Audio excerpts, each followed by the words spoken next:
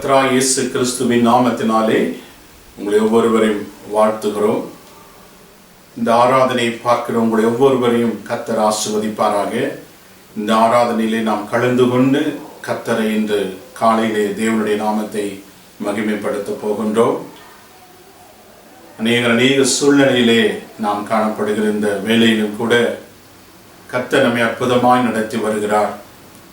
இந்த இக்கட்டு காலங்களிலே கர்த்தர் நமக்கு உதவி செய்கிறவராய் இருக்கிறார். கர்த்தருக்கு ஸ்தோத்திரம். கர்த்தர் நல்லவர். எவ்வளவு அற்புதமாய் கர்த்தர் உங்களை நம்மையும் இந்த தேசத்தையும் கர்த்தர் நடத்தி வருகிறார். நாம் தொடர்ந்து ஜெபித்து கொண்டே இருக்கிறோம்.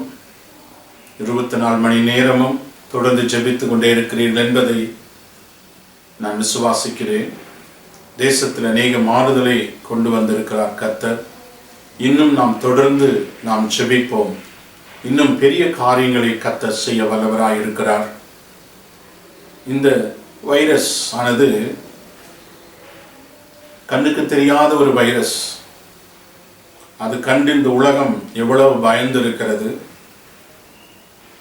இதை உருவாக்கின தேவன், உலகத்தை உருவாக்கின தேவன் எவ்வளவு பெரியவர்.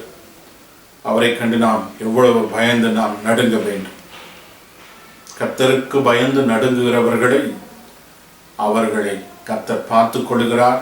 தம் தூதர்களை அனுப்பி அவர்களை விசேஷமாய் அவர் நடத்துகிற தேவனாய் இருக்கிறார். கர்த்தருடைய சமூகத்திலே நாம் சந்தோஷமாக மகிழ்ச்சியாய் நாம் காணப்படுவோம். இன்னும் சில வார்த்தைகளை சொல்லி கர்த்தருடைய வார்த்தைகளை சொல்லி ஸ்தோத்தரித்து துதித்து கர்த்தருடைய நாமத்தை மகிமைப்படுத்தி அப்புறமாக நாம் தேவனுடைய நாமத்தை கனப்படுத்த வேண்டும். அப்படியாக நாம் தேவனை ஆராதிக்க வேண்டும் என்று கர்த்தர் நமக்கு கிருபை கொடுப்பாராக. நாம் ஜெபிப்போம். பரிசுத்தமான இந்த ஆராதனை வேளையிலே உங்களை அனைவரும் சந்திப்பதிலே நாங்கள் மிக்க மகிழ்ச்சி அடைகின்றோம். பரிசுத்த தேவன் நம்முடைய மத்தியிலே இருக்கிறார். இதோ மனுஷர்கள் மத்தியிலே வாசம் செய்கிற தேவன் என்று வேதம் சொல்லுகிறது. கர்த்தருடைய பிள்ளைகளே, இப்பொழுது ஒரு பாடலை நாம் பாடப்போகின்றோம். அந்த பாடல் உங்கள் கிருபைதான் என்ற பாடல். புலம்பல் 3ஆம் அதிகாரத்தில் எழுதப்பட்டு இருக்கிறது. நாம் நிர்மூலமாகாமல் இருப்பது கர்த்தருடைய சுத்த கிருபை என்று. அவருடைய கிருபை நம்மை தாங்கி வந்திருக்கிறது. இந்த காலங்களிலே சூழ்நிலைகளிலும் அவருடைய கிருபை நம்மை அசையாமல் அவரை உறுதியாக பற்றி கொள்வதற்கு மிகவும் பிரயோஜனமுள்ளதாக இருந்திருக்கிறது. அவருடைய கிருபைக்காக நாம் கர்த்தரை துதிக்க வேண்டும். கர்த்தருக்கு பயப்படுகிறவர் மேலே ஆண்டவர் தம் கிருபையை வைக்கின்றார். வானத்துக்கும் பூமிக்கும் எவ்வளவு தூரமோ அவ்வளவு கிருபையை கர்த்தர் தம்முடைய பிள்ளைகளுக்கு மேலே, தேவனுக்கு பயந்திருக்கிறவர்கள் மேலே அவருடைய கிருபையை வைத்திருக்கிறார். கிருபையினாலே விசுவாசத்தை கொண்டு ரட்சிக்கப்பட்டீர்கள் என்று ஆண்டவர் சொல்லுகின்றார். ரட்சிக்கப்பட்ட ஒவ்வொரு கர்த்தருடைய பிள்ளைகளும் தேவனால் கிருபை பெற்றவர்கள். அந்த கிருபை நம்மேல் வைத்திருக்கிறதுக்காக நாம் நினைத்து இந்த பாடலை பாடி கர்த்தருடைய நாமத்தை நாம் மகிமைப்படுத்த போகின்றோம். கர்த்தர் நல்லவராக இருக்கிறார். என்னோடு இணைந்து அவருடைய கிருபையை நினைத்து நாம் பாடலை பாடப் போகின்றோம். கர்த்தருக்கு ஸ்தோத்திரம். எப்பொழுதும் கர்த்தரை துதிங்க. அவருடைய கிருபை என்றும் உள்ளது. அவருடைய கிருபை நம்மை தாங்கி வழிநடத்துகிறதா இருக்கிறது. கர்த்தருக்கு ஸ்தோத்திரம். கிருபைதான் என்னை தாங்குகின்றது. Praise the lord. Praise the lord. ஹalleluya. ஸ்தோத்திரம், ஸ்தோத்திரம்.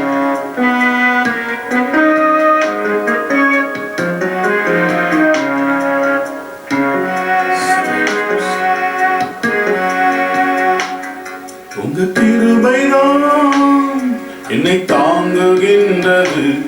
உங்க கிருபைதான் என்னை நடத்துகின்றது. உங்க கிருபைதான் என்னை தாங்குகின்றது. உங்க கிருபைதான் என்னை நடத்துகின்றது.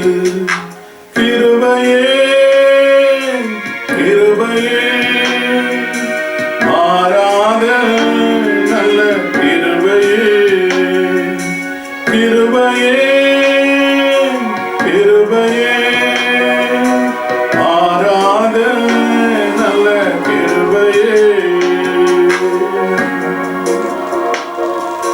கிருபைதான் என்னை தாங்குகின்றது, உங்க கிருபைதான் என்னை நடத்துகின்றது.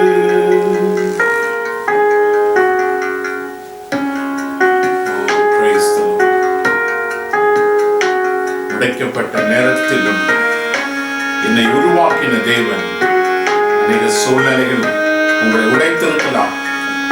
அவைகள் எல்லாம் உங்களை உருவாக்குவதற்காக. Praise the Lord. Hallelujah. Praise the Lord. உடைக்கப்பட்ட நேரத்தில் எல்லாம் என்னை உருவாக்கின கிருபை இது. உடைக்கப்பட்ட நேரத்தில் எல்லாம் என்னை உருவாக்கின கிருபை இது. கிருபையே கிருபையே மாறாத நல்ல கிருபையே. கிருபையே கிருபையே மாறாத நல்ல கிருபையே.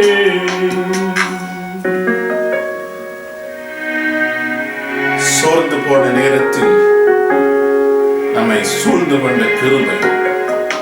சோர்வுகள் வந்தாலும் அந்த சோர்வுகளில் இருந்து நம்மை தூக்கி எழுப்புகிற தேவன் நம்மிடத்திலே உண்டு. தைரியமாய் நாம் பாடுவோம். ஸ்தோத்திரம் அப்பா.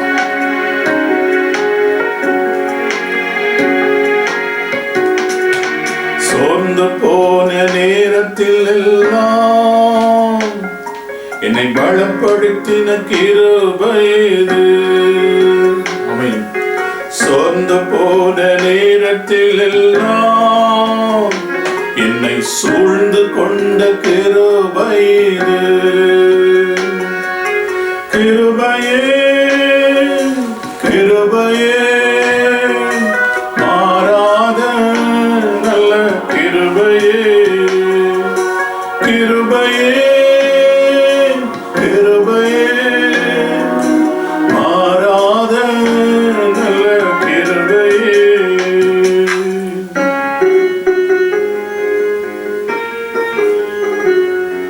ஒன்றுமில்லா நேரத்தில் நமக்கு உதவி செய்த கிருபை. இந்த லாக்டவுன் டைம்ல நேரங்களில கூட எது இல்லாத இருந்தும் கூட நம்மை ஒரு குறைவில்லாதபடி கர்த்தர் காத்து கொண்டு வந்திருக்கிறார். அவர்களை நினைத்து நாம் பாடப் போகின்றோம்.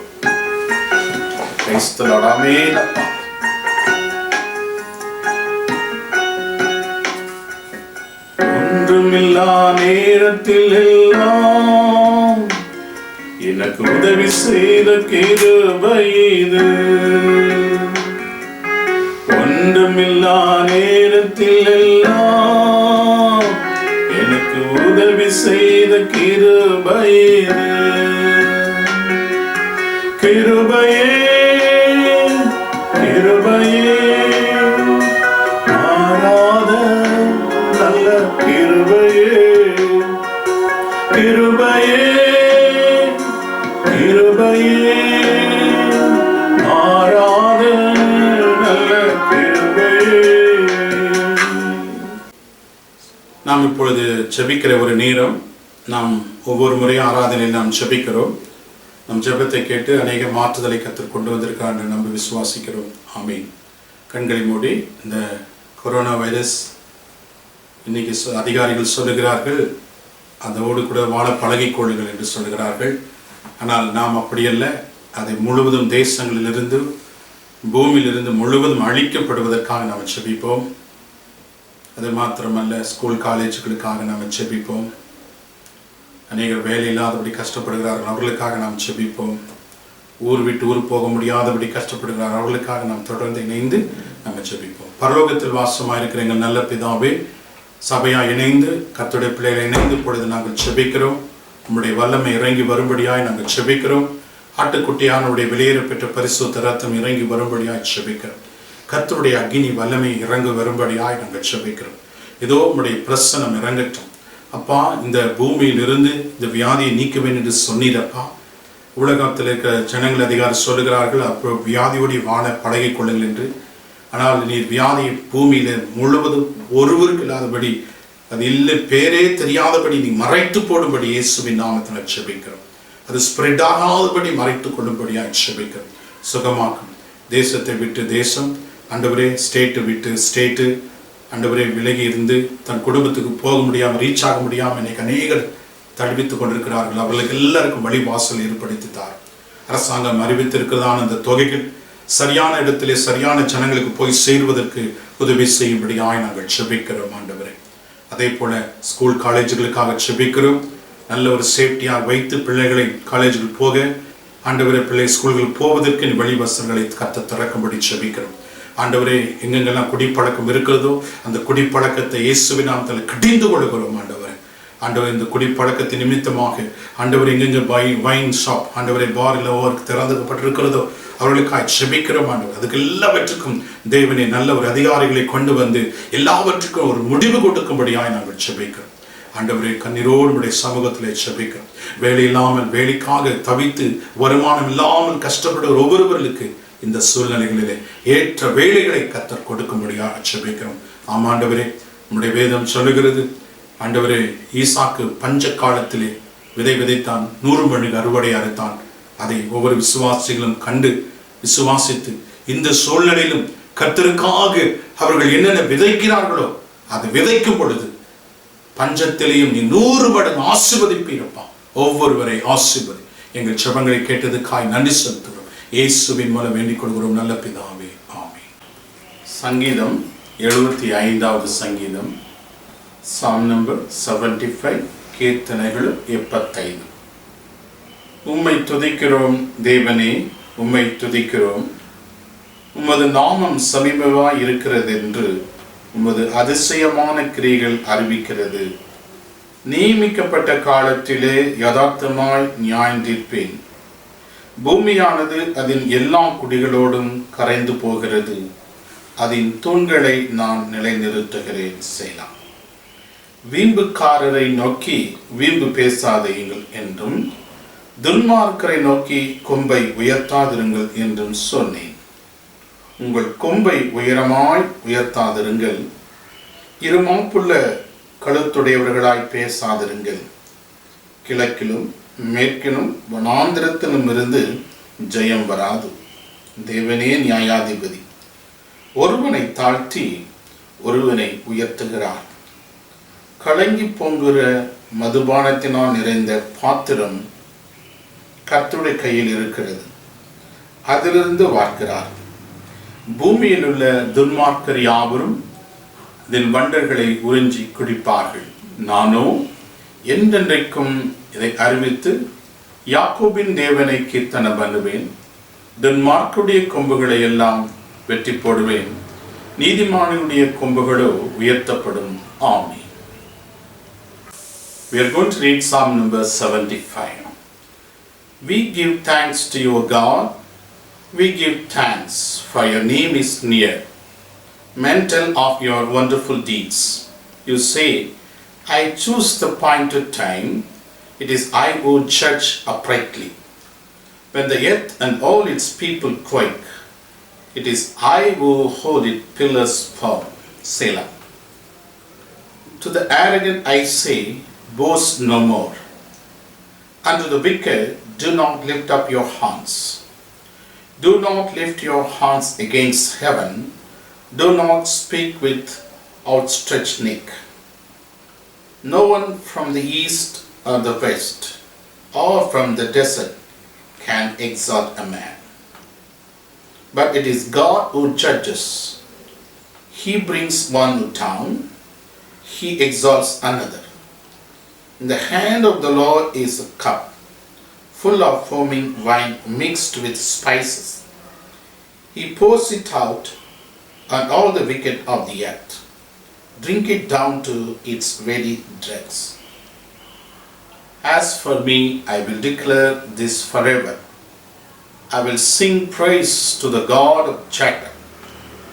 I will cut off the horns of all the wicked, but the horns of the righteous will be lifted up. Amen. கிருபையும் இரக்கமும் அன்பு நிறைந்த பரலோக பிதாவே, இந்த நல்ல நேரத்திற்காக நன்றியோடு துதிக்கிறோம், ஸ்தோத்தரிக்கிறோம்.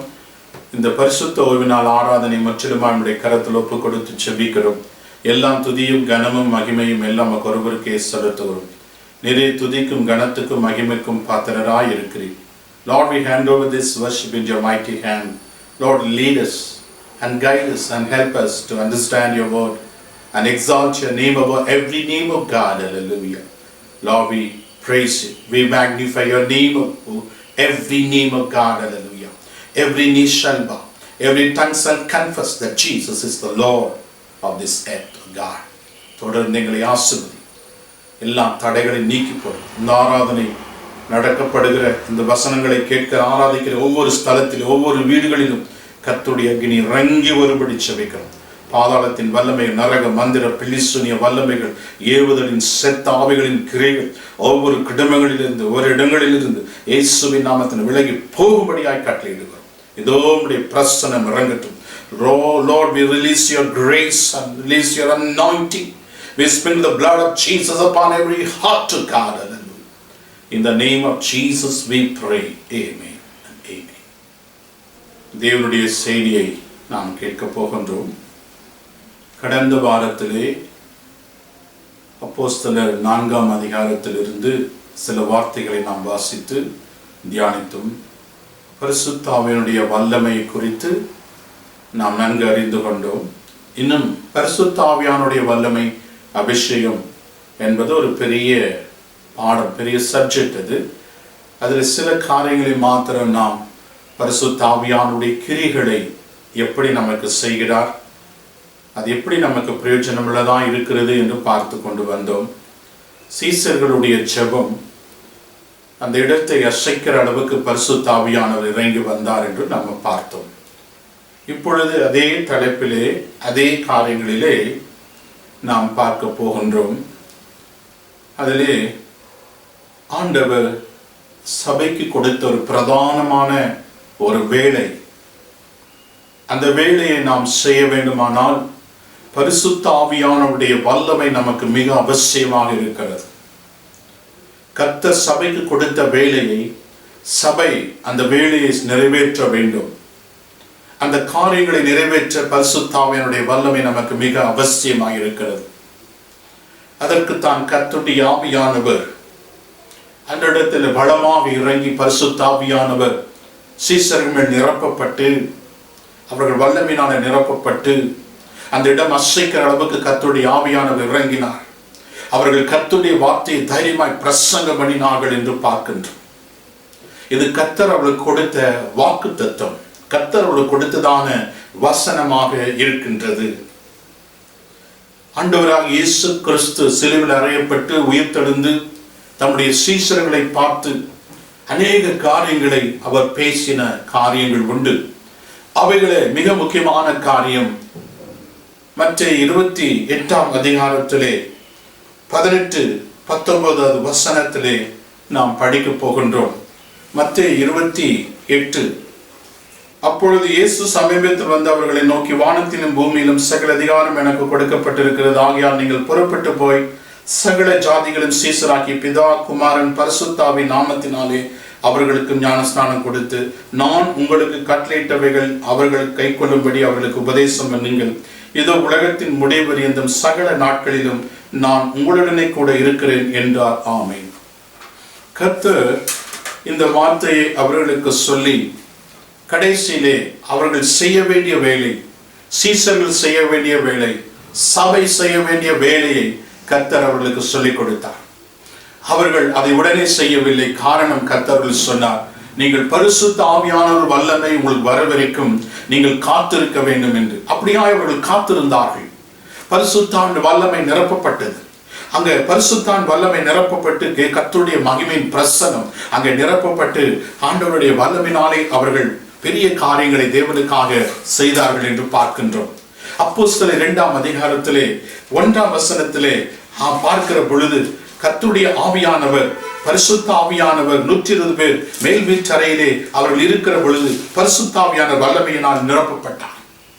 வல்லமையினால் நிரப்பப்பட்ட உடனே அவர்கள் அபிஷேகத்தால் நிரப்பப்பட்டு அந்நிய பாஷையினாலே பேச ஆரம்பித்தார்கள். அங்க இருக்கிற உலகம் முழுவதிலும் வந்திருந்த யூதர்கள் அங்கே வந்திருந்தார்கள். அந்த அந்நிய பாஷைகள் பேசுகிற பொழுது அவர்கள் ஜென்ம பாஷைகள் அவர்கள் சத்தியத்தை கேட்க ஆரம்பித்தார்கள்.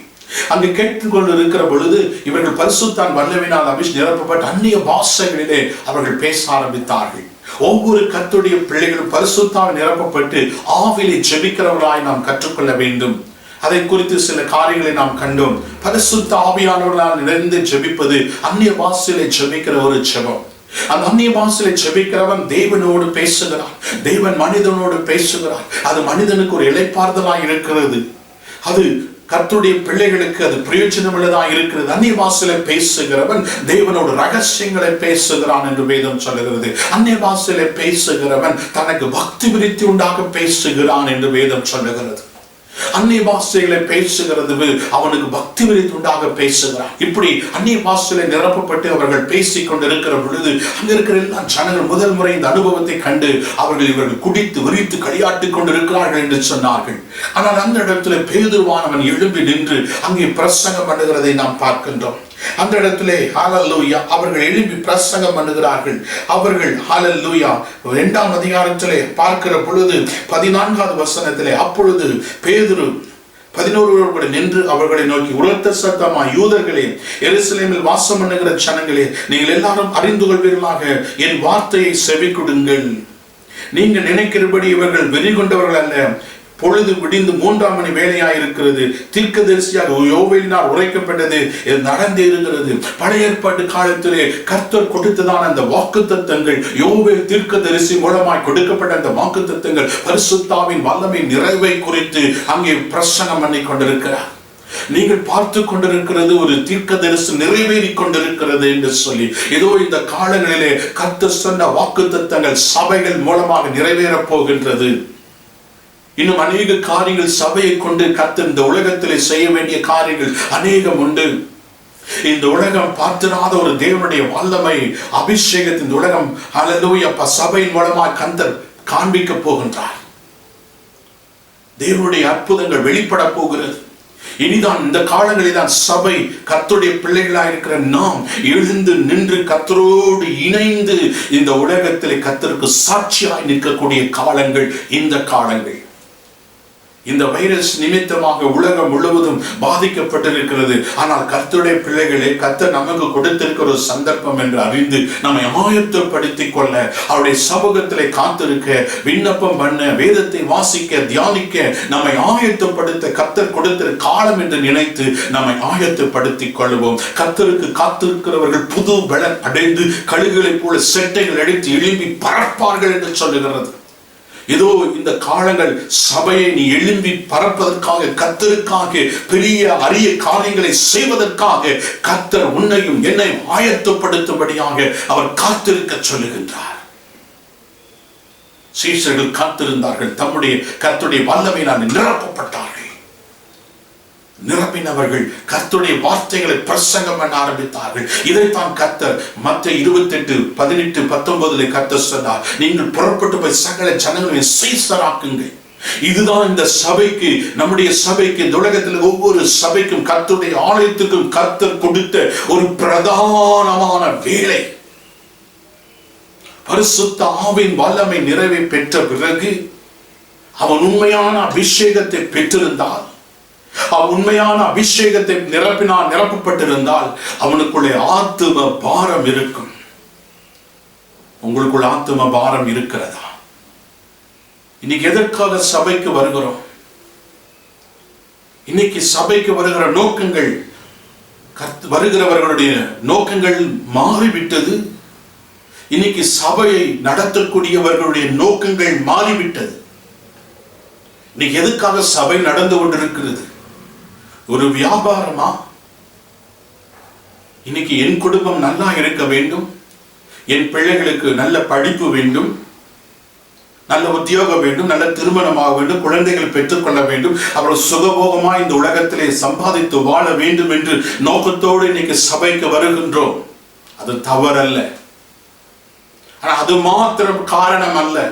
நீங்கள் ஒருவேளை வேதம் சொல்லுகிறது, இன்மைக்கு மாத்திரம், இந்த உலகத்தின் காரியத்திற்கு மாத்திரம் நீ கர்த்தரை பின்பற்றுவாயானால் நீ பரிதபிக்கப்பட்ட நிலைமையிலே போய்விடுவாய்.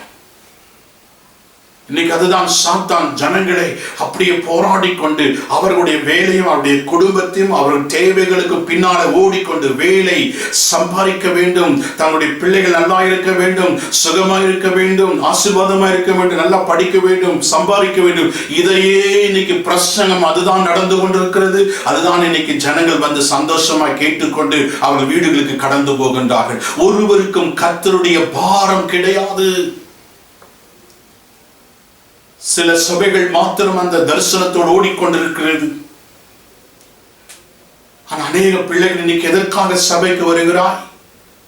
எதற்காக கர்த்தரை தேர்ந்தெடுத்திருக்கிறாய்? நல்லா வாழ்வதற்காக மாத்திரமல்ல.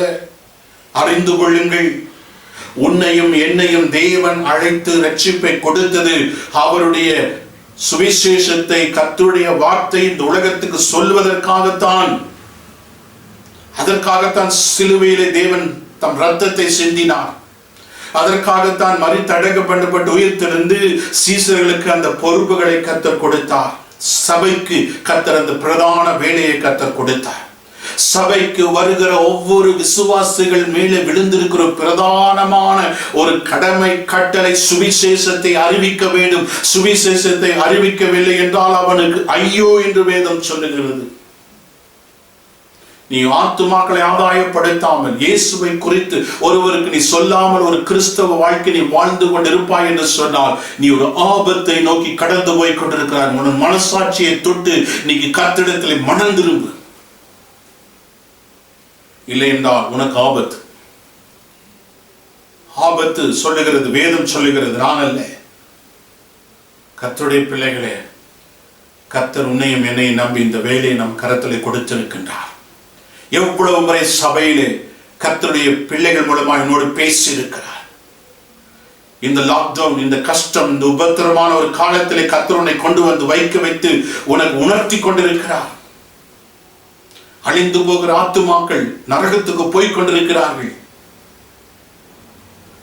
அநேகர் இன்னைக்கு சொல்லுகிறார்கள், ஜபிக்கிறதுல கூட இன்னைக்கு என்ன ஜபிக்கிறார்கள் தெரியவில்லை, அவர்களுக்கே தெரியல. ஜெபிக்கிற ஆண்டவரே நரகம் வந்து காலியாகணும், பரலோக நிரம்பணும் அப்படின்னு சொல்லி ஜெபிக்கிறான்னு கேட்கிறேன். ஆல்ரெடி நரகத்துக்கு போனவங்களுக்கு திரும்ப பரலோகத்துக்கு கொண்டு வர முடியுமா? ஒரு ஞானத்தோட ஜெபம் பண்ணுங்க. Price the Lord. கர்த்தருக்கு ஸ்தோத்திரம். யாரோ இங்கேயே ஜெபிக்கிறான்னு அதே அப்படி காப்பி அடிக்கிறது கிடையாது. தேவனோடு இணைந்து ஜெபம் பண்ணுங்க. கர்த்தரோடு இணைந்து ஜெபம் பண்ணுங்க.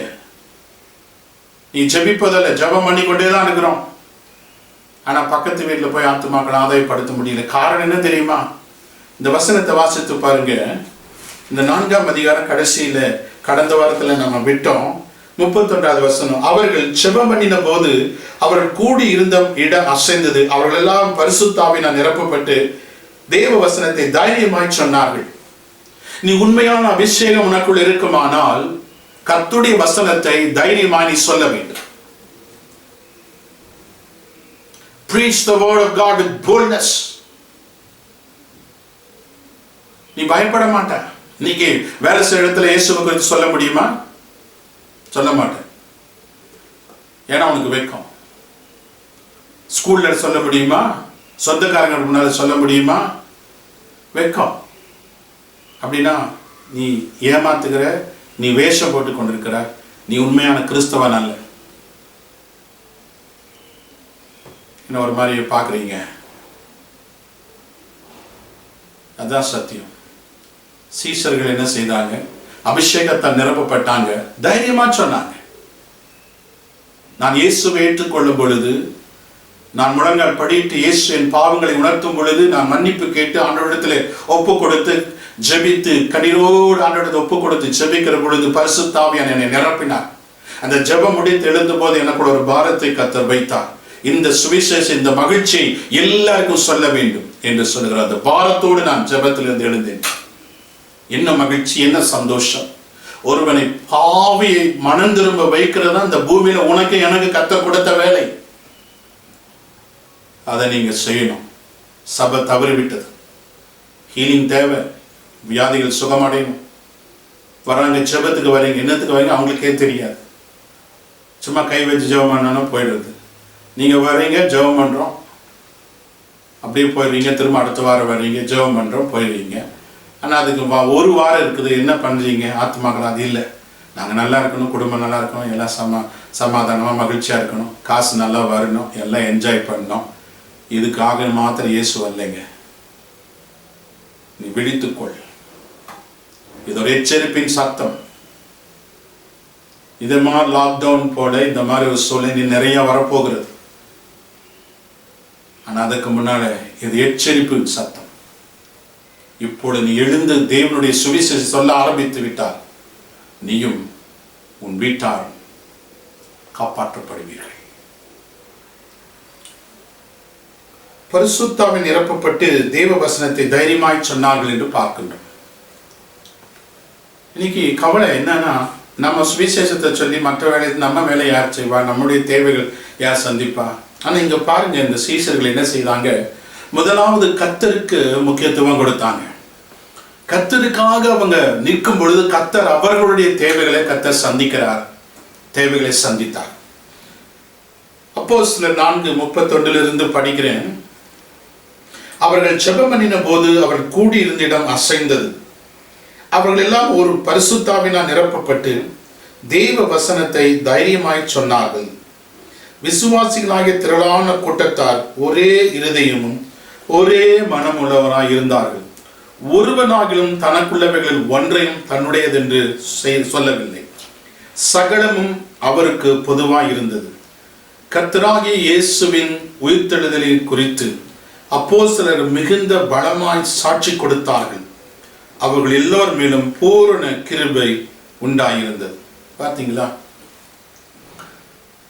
தேவனுடைய கிருபை ஒரு மனிதன் மேலே அதிகமாக இறங்க வேண்டுமானால் அவன் கர்த்தரை குறித்து சாட்சி கொடுக்கிறவனாக இருக்க வேண்டும்.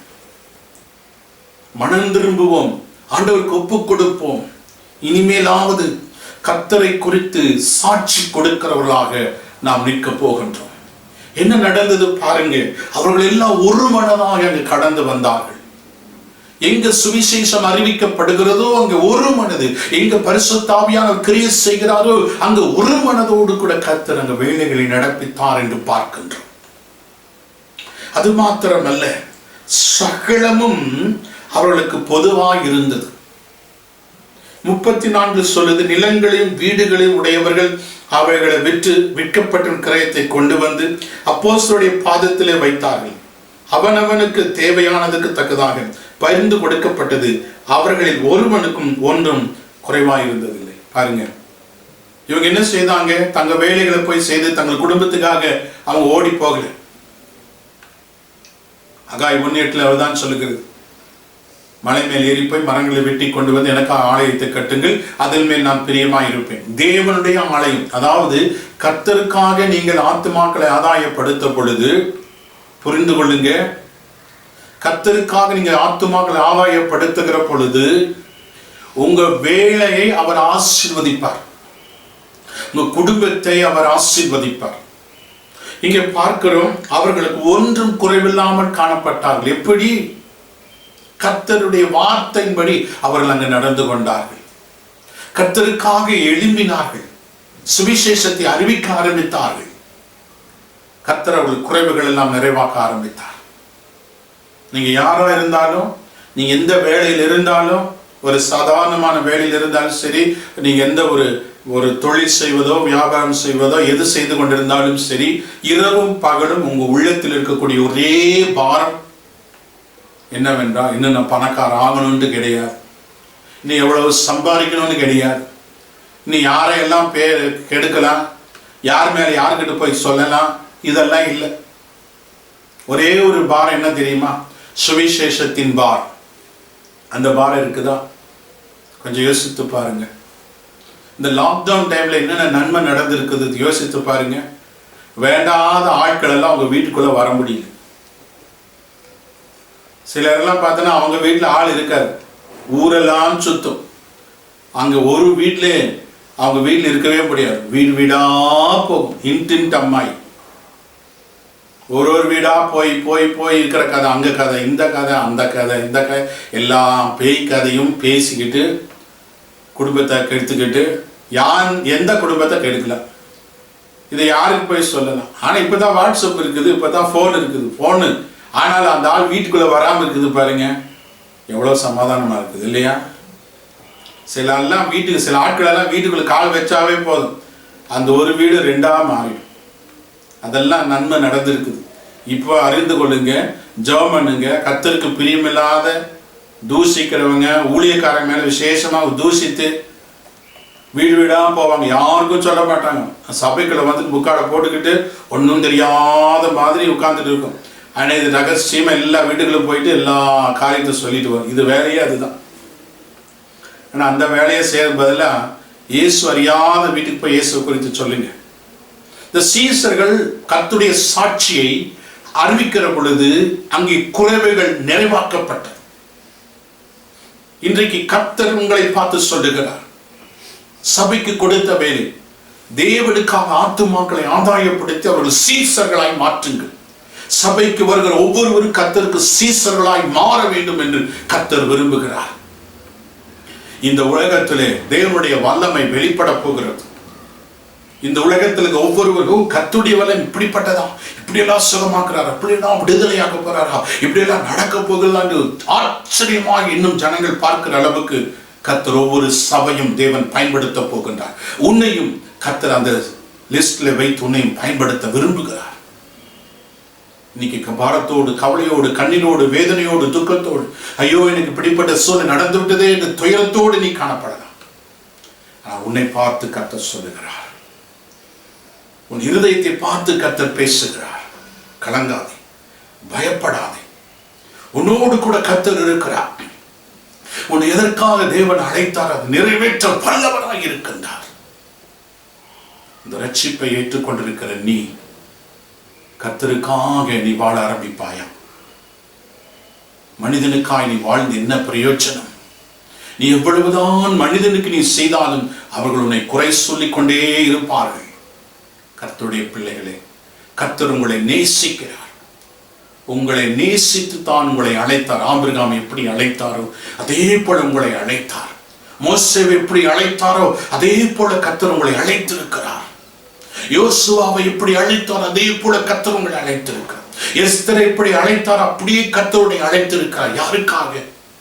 அவருடைய ஜனங்களுக்காக, அவருக்காக, கர்த்தருக்காக நீ ஒரு வாழ்க்கை சமர்ப்பணம் பண்ண.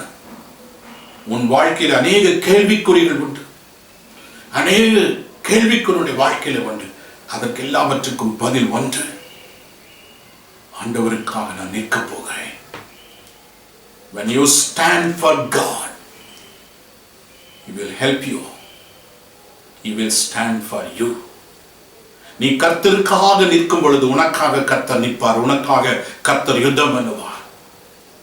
உன் உபத்திரவங்களையும் போராட்டங்களை கண்டு கலங்காதே.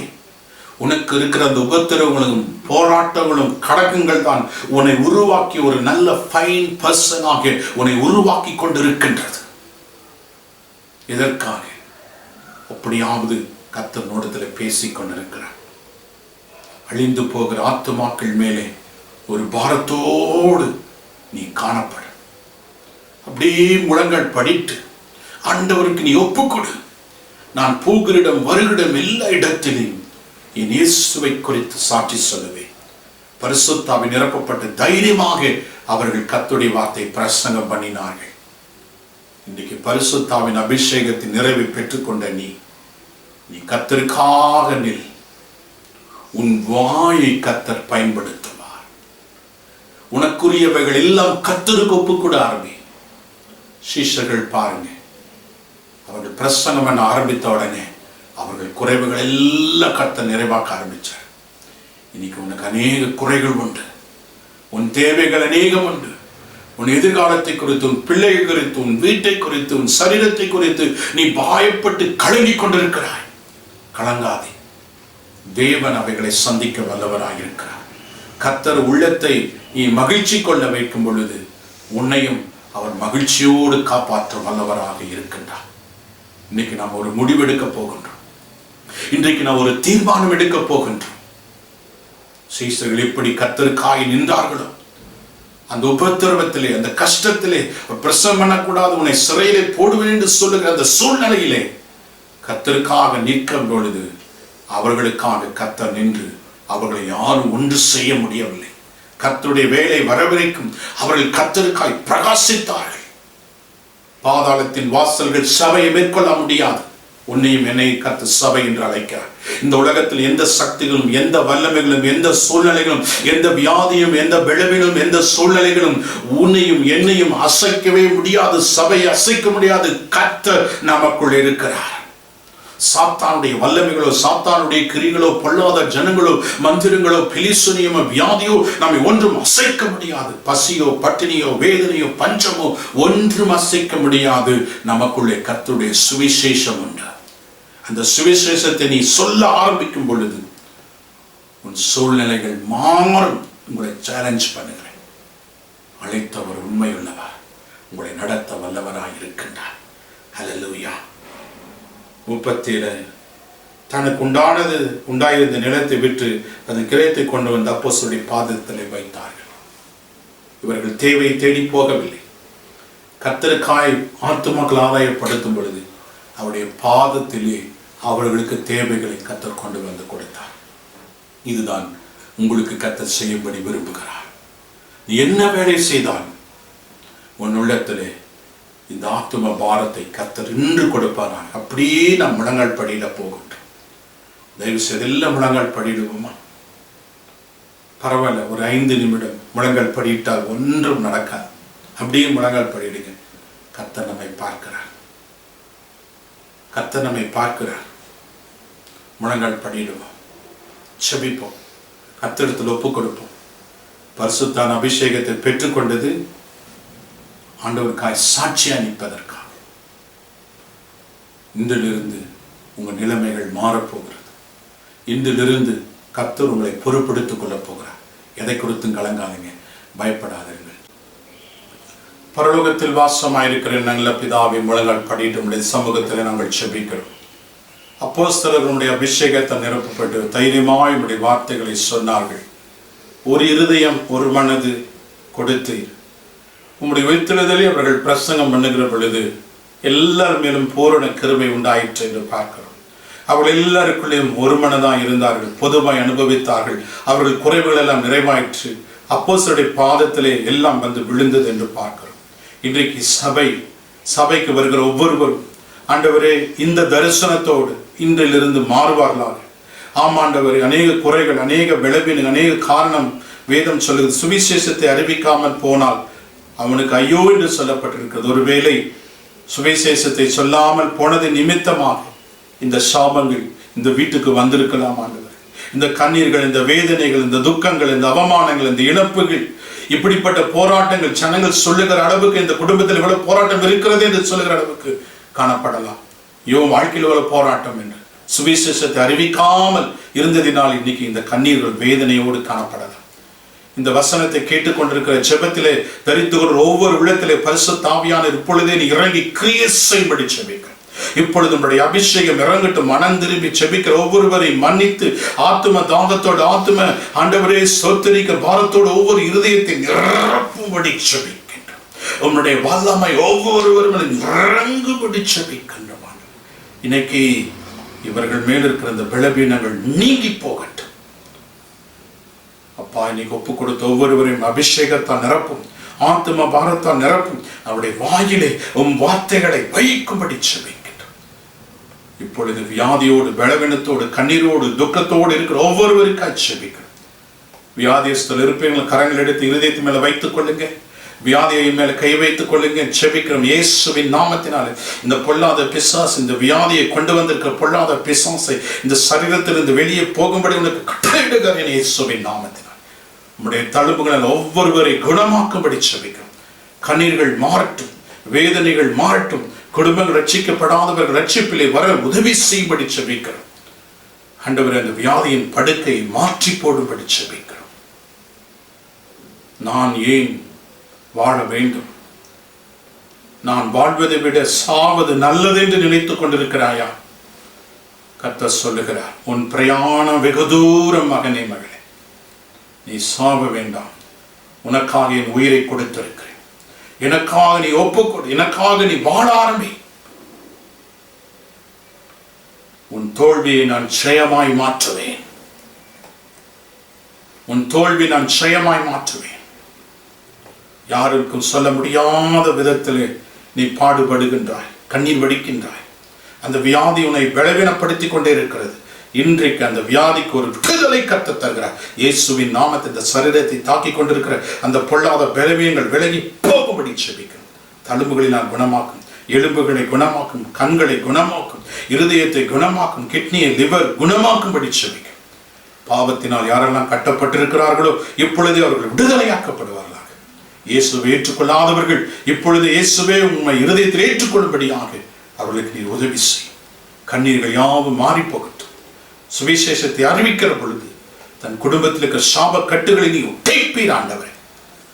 இன்னைக்கு ஒப்பு கொடுத்த ஒவ்வொருவருக்கும் ஜெபிக்கிறோம். இஸ்ரவேல் ஜனங்களை நீர் வழிநடத்தி ஆசீர்வதித்து கானானுக்கு கொண்டு வந்தது போல உம்முடைய பிள்ளைகளை ஆசீர்வாதமான ஒரு வாழ்க்கையிலே பாலும் தேனும் ஓடுகிற ஒரு தேசத்தை, பாலும் தேனும் ஓடுகிற ஒரு ஆசீர்வாதத்திலே நீ கொண்டு வந்து நடத்த போகிறேன். எல்லாவற்றுக்கும் முடிவுண்டு. நிச்சயமாகவே உன் எதிர்பார்ப்பை நிறைவேற்றுவேன் என்று சொன்னதே நிறைவேற்றும்படி ஜெபிக்கிறோம். காத்துக்கொள்ளும், பலப்படுத்தும். கர்த்தாவே பெரிய காரியங்களை நடத்தும்படி ஜெபிக்கிறோம். அப்பா, நினைவே ஜனங்கள் மனம் திரும்பி அவர் வழிகளை கண்டு நீ ஆசீர்வதித்து, அதே போல இன்னைக்கு மனம் திரும்பினவர்கள் சுவிசேஷத்தை அறிவிக்க அந்த குடும்பத்தில் இருக்கிற சூழ்நிலைகளை மாற்றி அமைக்க போகிறேன். சுவிசேஷத்தை அறிவித்து அவர்களை ஆத்துமா சபைக்கு கொண்டு வரும் பொழுது இவர்கள் கட்டுகள் எல்லாம் மாறப்போகிறது. அப்படியாய் ஆசீர்வதி, ஒவ்வொருவரையும் வழி நடத்தும். ஆண்டவராக இயேசு கிறிஸ்துவின் நாமத்தினாலே நாங்கள் ஜெபிக்கிறோம் எங்கள் நல்ல பிதாவே, ஆமென். என் ஆத்துமாவே கர்த்தரை ஸ்தோத்திரி, என் முழுதுமே பரிசுத்த நாமத்தை ஸ்தோத்திரி. என் ஆத்துமாவே கர்த்தரை ஸ்தோத்திரி, கர்த்தர் செய்த சகல உபகாரங்களையும் மறவாதே, ஆமென். கர்த்தராகிய இயேசு கிறிஸ்துவின் கிருபையும் பிதாவாகிய தேவனுடைய அன்பும் பரிசுத்த ஆவியின் ஐக்கியமும் கூட சதா காலங்களிலும் நிலைத்திருப்பதாக, ஆமென். கர்த்தர் உங்களை ஆசீர்வதிப்பார், ஆமென்.